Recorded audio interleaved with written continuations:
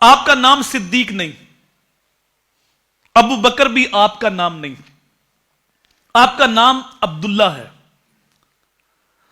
اور کنیت آپ کی ابو بکر ہے، اور صدیق اور عتیق یہ دو القاب ہیں۔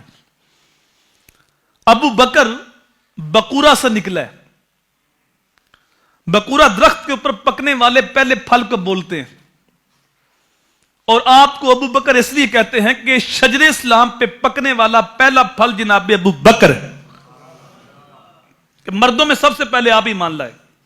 لیکن اگر آپ کو فرصت ملے ڈائجسٹ سے، ناول سے، تو کبھی آپ کی زندگی کا مطالعہ کریں، صرف ایمان لانے میں پہلے نہیں، ابو بکر ہر کام میں پہلے نمبر پہ۔ نماز پڑھنے کی باری آئی تو ابو بکر پہلے نمبر پہ ہے، تبلیغ کرنے کی باری آئی تو ابو بکر پہلے نمبر پہ ہے، مال قربان کرنے کی باری آئی تو ابو بکر پہلے نمبر پہ ہے، جہاد کرنے کی باری آئی تو ابو بکر پہلے نمبر پہ ہے، ہجرت کرنے کی باری آئی تو ابو بکر پہلے نمبر پہ ہے، ہر کام میں ابو بکر کا نمبر پہلا ہے، اس لیے آپ کو ابو بکر کہتے ہیں۔ اللہ اکبر۔ اور عتیق ایسے شخص کو کہتے ہیں جس کو اللہ نے جہنم کی آگ سے آزاد کر دیا۔ اور میرے حضور نے صحاح کی حدیث ہے، ایک دن ابو بکر صدیق کو آتے دیکھا تو میرے حضور نے فرمایا، یا ابا بکر انت عتیق اللہ من النار، تجھے اللہ نے جہنم کی آگ سے آزاد کر دیا۔ تو عتیق ایسے شخص کو کہتے ہیں جس کو اللہ نے جہنم کی آگ سے آزاد کر دی۔ ہم سارے دعائیں مانگتے ہیں، روتے ہیں، اے اللہ جہنم سے بچا لے، اللہم اجرنی من النار، دعائیں مانگتے ہیں، لیکن میرے نبی نے صدیق کو یہ مجزہ ارشاد فرما دیا کہ ابو بکر تجھے رب نے آزاد کر دیا ہے۔ اور صدیق سچے کو کہتے ہیں، صادق معنی بھی سچا ہوتا ہے، لیکن صادق فائل کے وزن پہ سچ بولنے والا، اور صدیق صفت ہے۔ صدیق ایسے شخص کو کہتے ہیں جس کی زبان پہ کبھی جھوٹ آیا ہی نہ ہو۔ صادق جب سچ بول رہا ہو اس وقت سچا ہوتا ہے، اور صادق کبھی کاذب بھی ہو سکتا ہے، یعنی اس کی زبان پہ کبھی جھوٹ بھی آ سکتا ہے، لیکن صدیق ایسے شخص کو کہتے ہیں جس کی زبان پہ کبھی جھوٹ آیا ہی نہ ہو، جس کا خمیر صداقت سے گوندا گیا، مشکل سے مشکل حالات بھی بن جائیں صدیق پھر بھی سچ ہی بولتا۔ اللہ اکبر۔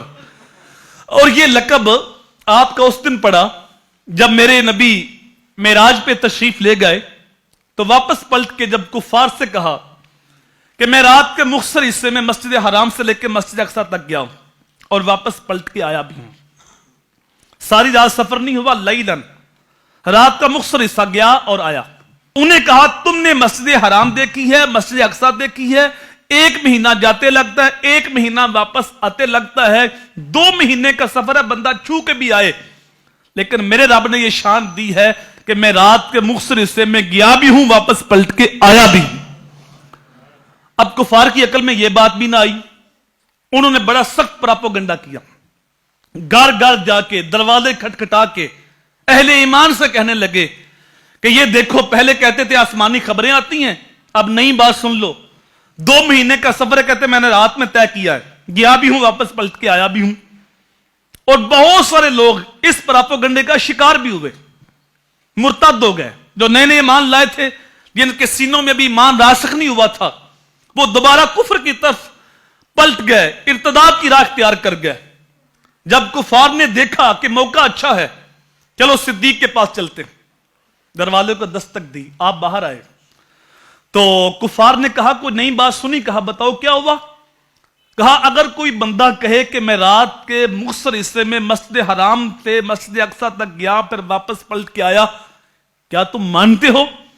کہا پہلے بتاؤ کہا کس نے ہے؟